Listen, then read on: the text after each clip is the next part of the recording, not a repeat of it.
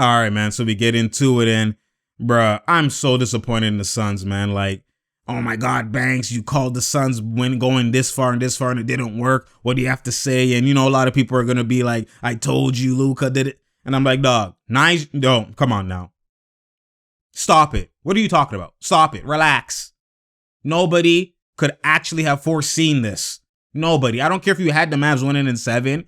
Nobody seen a 50-point, 40-point blowout in a game 7 on their home floor. I don't want to hear that shit. I don't want to hear that shit. Stop it. Don't say things in hindsight and just erase what actually transpired. No one could have seen that shit.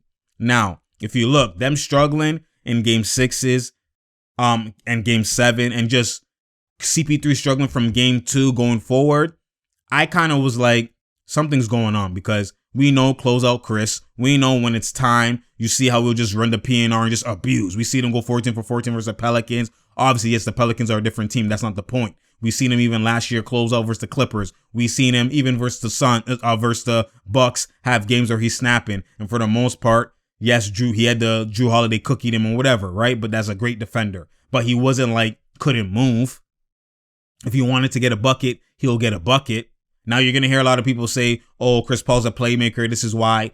No, that's not what happened. Chris Paul is a playmaker, but he's transitioned to when he's supposed to get a bucket and he's supposed to score. This is what he did versus the Houston series versus Golden State. When it's time to get a bucket, I'm going to get a bucket. He transitioned to that. Earlier on, he was still his playmaking, like when he was with the Clippers, his playmaking needs will normally take over his scoring needs. And you saw that with Jokic as well too sometimes, right? But CP3 been transitioned from that. If you've been paid attention, he's been always become closeout Chris. CP3 in the moment when it matters, I'm going to take over. The problem is when it's just him sometimes, you could sometimes cancel that. You could double him, trap him, and force him to be a playmaker. But for the most part, in these latter years, it's been injuries for him. The way he was not, and this is why it's like, God, you go into injuries, and it's like, dog, you got to understand context.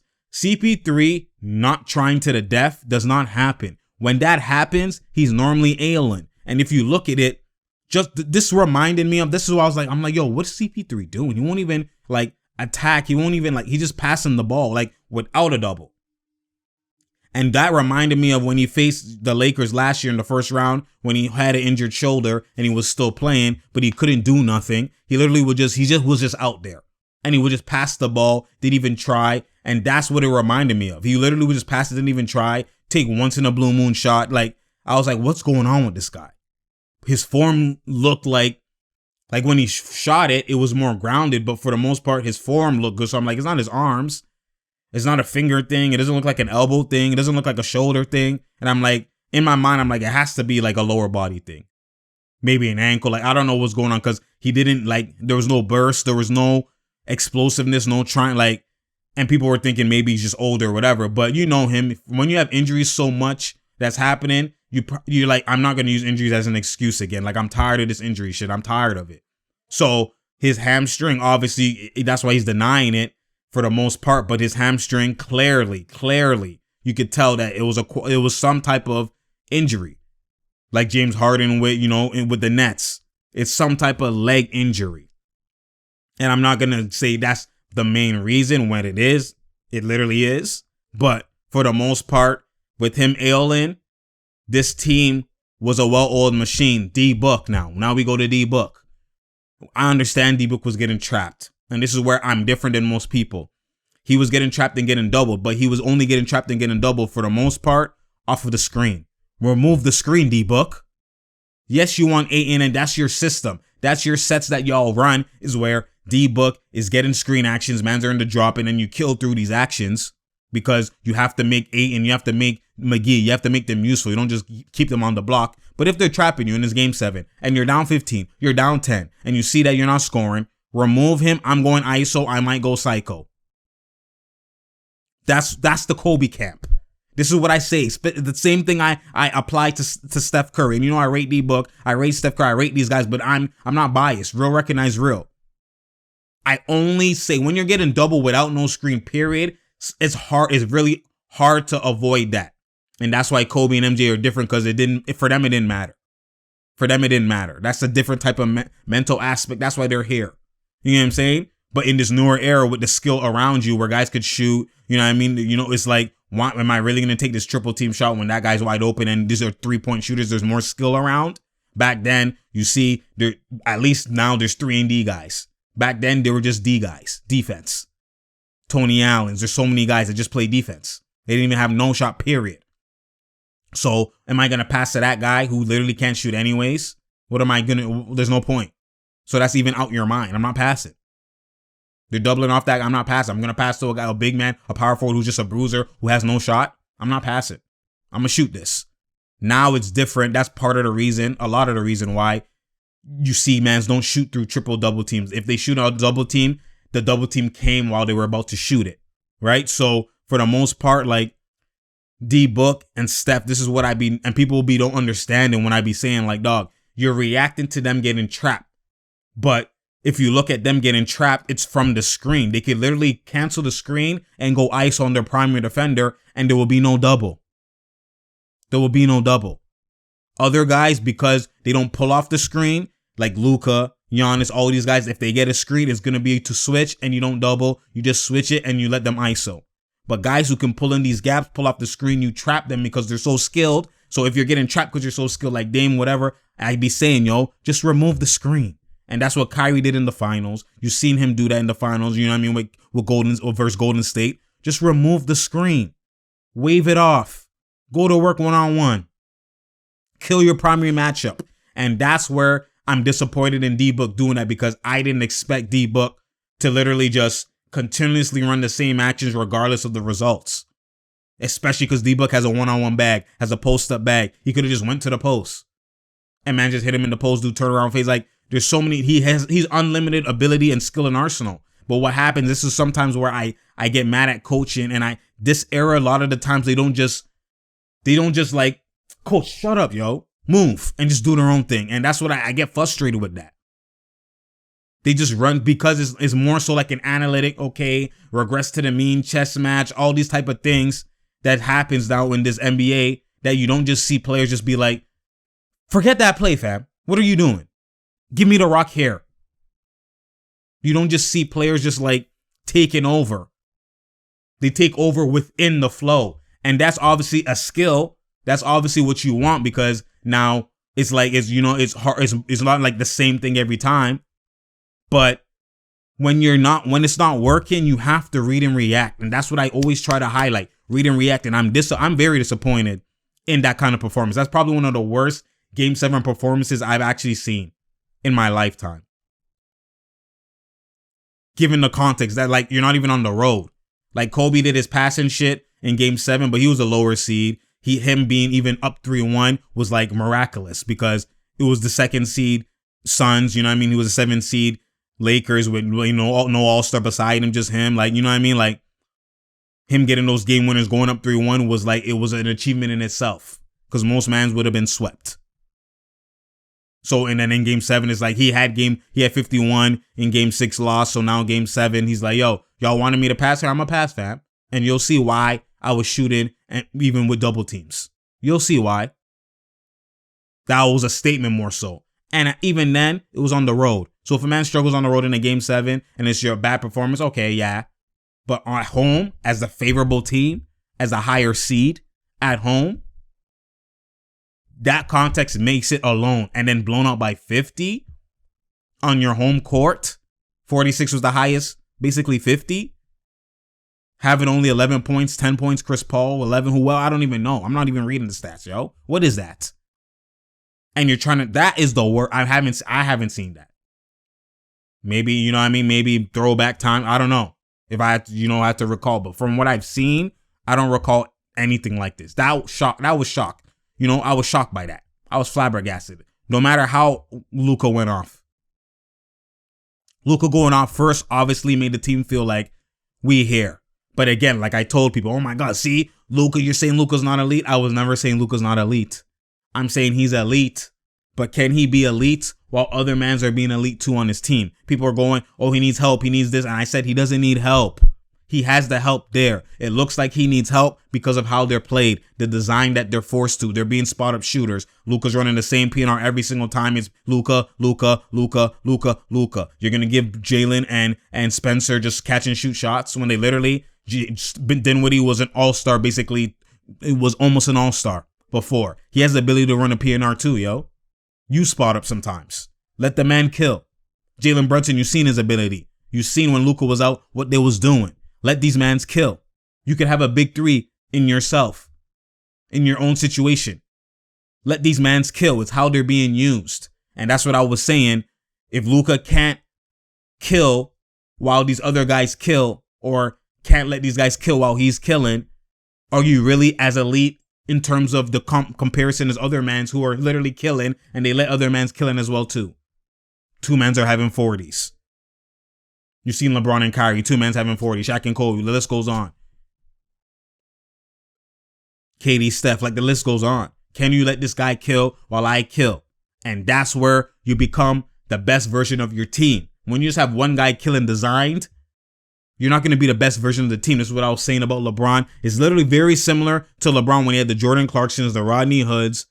You know what I'm saying? He had all these guys on his team that can kill one-on-one, that have ability. As you've seen when they left Bron, you've seen what they was doing. I'm like, LeBron, you don't have to run this same offense and make them spot up shooters where you're going to have 51 and it's like this. LeBron needs help. It's very similar to Luka. Oh my God. Like Dinwiddie has a bag like Jordan Clarkson.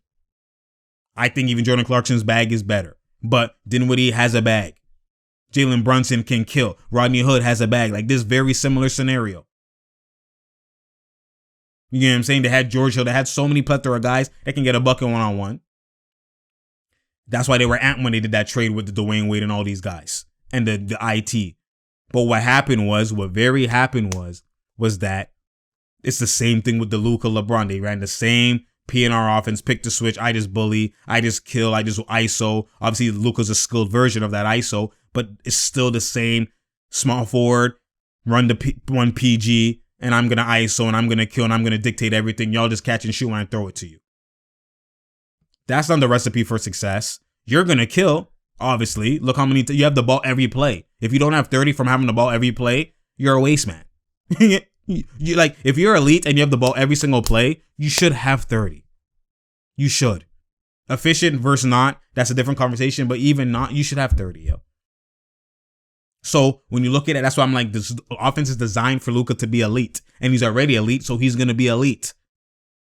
But when you have these other guys by you, you could maximize this team's output. You can maximize the eliteness of this team by just sometimes going to corner, fam. You spot up. Let these guys go to work, get rhythm, get familiarity, mobility, and then let them kill. And then you're going to see now the confidence rises. Now when you do throw it to them for catch and shoot, they're going to probably hit too. Rhythm. These guys aren't, you can't make creators be spot up guys. That's what I was trying to highlight. And now you've seen Luka literally, Spencer Dinwiddie had 30. And all these wins, and his 4 wins versus the Suns, it was him having 30, whatever it was, Luka, and another guy with them is having 30 or 20 or high. Like they're killing too. And that's what you got to see. Like look at game 7, Luka with 30, 12 for 19. Jalen Brunson shot the same 19 shots. 11 for 19, 24. Spencer Dinwiddie, 11 for 15, 30. Look at that. Look at the shot distribution. And I talked about this in my last video too with the Luka. When the shot distribution is more so balanced, those guys aren't catch and shoot guys. So their shot distribution is not where it's just catch and shoot. Finney-Smith, yes, it's catch and shoot. But when I'm talking about Luka, Dinwiddie, and Brunson, they're not just catch and shoot guys. They run, all 3 of them play the same in terms of we run the PNR, get the pick to switch, and we're just going to ISO kill these guys. They literally just, those 3 guys had bare buckets just off ISO. But it started from the PNR to switch. I get a mismatch and I just kill. All 3 of them play the same way in the PNR. They're not just catch and shoot guys. Catch and shoot is more of their weakness, right? The PNR, kill, pick the switch, ISO, I blow by you, I shoot the midi, I shoot the 3, whatever I do, but it's all off this ISO scenario and this mismatch. That's how they kill. So when I see the shot distribution for those 3 balanced, I know the usage was balanced. Whereas it's another person like Finney-Smith, if Finney-Smith had 13 shots and Luka has 25 shots, it doesn't necessarily mean the usage was balanced because Finney-Smith is catch and shoot. He's not ISOing.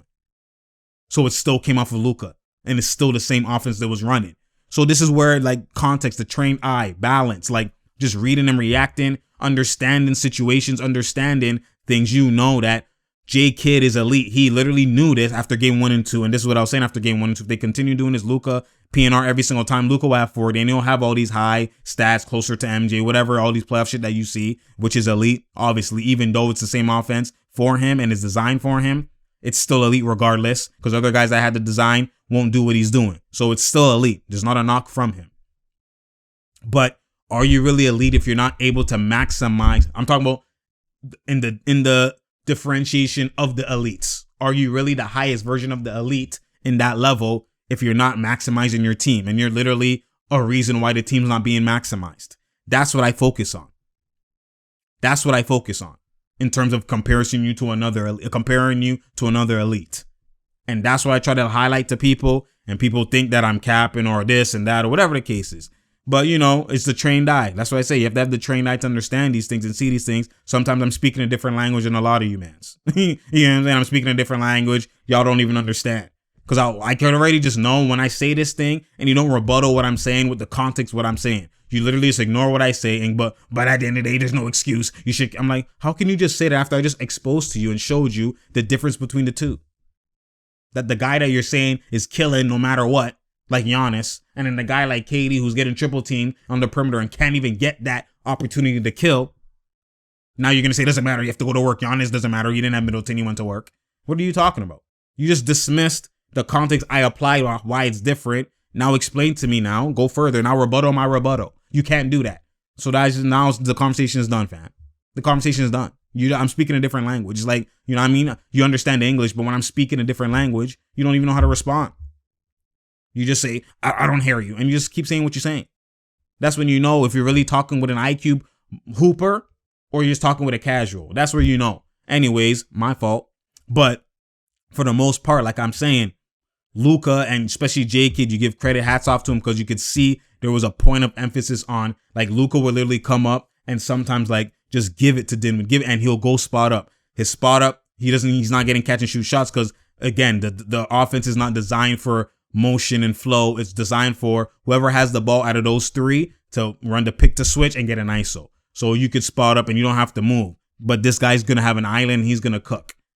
And that's what Luka was doing that. And you've seen him do it. And there's a point of emphasis. He did it early with Brunson. He'll do it early, like, you know, or he'll just kill early. And now mans are amped and now they get time to do it. And you know what I mean? So it's like, it's all comes to fruition. It all is a well-oiled machine in terms of just the usage balance.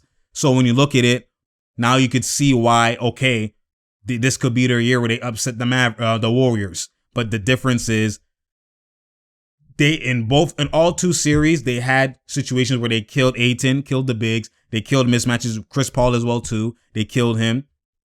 So Steph Curry might get killed, right? There's going to be scenarios. But again, the Warriors have IQ, so they might force it to where Draymond's man is always trying to set the screen or they switch it or whatever. And Draymond is switching on these actions. And he's going to have a real impact in this series where his defense is more, like I said, Bam and Draymond in terms of the bigs. Like, Luka's not just cooking Draymond like that. You know what I'm saying? Like, so it could be a different, you know what I mean? This could be different results. And it maybe, again, Luka's that elite, maybe just cooking Draymond. And if he is, the Warriors are going to have a lot of hand because there's not just Luka that ISOs. If they literally do the same, Luka has ISOs, okay, Luka's not working, or even if it's working, let Spencer, let Jalen and Spencer will more so be able to cook Steph and put him in the PNR. And then Luka will more so be able to try and get picks for Draymond and try and cook him in the ISOs, right? So it's like there's so many scenarios where they can kind of pick on guys. But the Warriors have great team defense. You know what I mean? They know how to just avoid that. Steve Kerr has IQ, especially if he's back now too. So for the most part, like, I still got the Warriors winning that series, but I would not be surprised if the Mavs win that, depending on, I have to see how the defense goes off game one. Like, this is not a series I could just throw it out from the beginning because there's certain things schematically that makes the Warriors already different than the Suns, than the Jazz, because they're big, just small ball big. Like, out the gate, if they do that to Looney, I don't think the Golden State Warriors are going to start Looney. Like, they're going to start Draymond at the 5. If they have Kuminga and they're having Kuminga and Draymond switch on these actions and guarding Luka one-on-one, guarding Dinwiddie one-on-one. Like, they're bigs. If you look at it, The bigs were normally being picked on always. The one-on-ones didn't really come from perimeter players. It came Spencer, Isoing, Ayton. Spencer, Isoing, the big, Biyombo. Jalen Isoing, the bigs. Luka Isoing, the bigs. Sometimes they ISO Cam. Sometimes they ISO Bridges. But for the most part, and sometimes they ISO Chris Paul. But for the most part, it's the big. Majority of the time, maybe 70% of the time. So if that's going to be Draymond now, because he's the big, the results may differ. The results may differ. And that's why I can kind of see, that where it might look different for the Mavs. You know what I'm saying? But J Kid is a hooper, so he has IQ, and he's dealing with 3 point guards. This is why it's funny, or it's not funny. It's ironic how the best coaching he's having is when he has 3 guys where he can kind of just live in their brain because he's a PG. Where other teams he has 1 PG, like it's different. But he's having 3 elite PGs to work with in terms of just bucket getting. So he's like, I'm going to just nice these guys, and I just have to talk to them and be on the same level and game plan, and just game plan for these guys to get their stuff, and then everything else will trickle down. And there's no coincidence why this team is thriving. Why without Luka, he has now 2 PGs I can work with. You know what I'm saying? Like, you could just see it. It's the perfect transition, the perfect mesh just for coach and player. And you could just see it. So, for the most part, man, I'm disappointed in the Suns. Hella disappointed in the Suns. Again, the Mavs they just became a whole different team by changing the usage. That's what it came down to. Changing the usage. We'll see. Do they go to bad habits when now it might not work versus the Warriors? That's a different discussion, right? But for the most part, we'll see, man. I can't call it, yo. I have to see how the first game plays out. I have to see how the first game plays out. So you already know, it's True Talks. It's True Talks. Share, like, and subscribe. We out here. There's no down here. There's no drought here. You feel me? I appreciate y'all. You already know. And I'm out, man.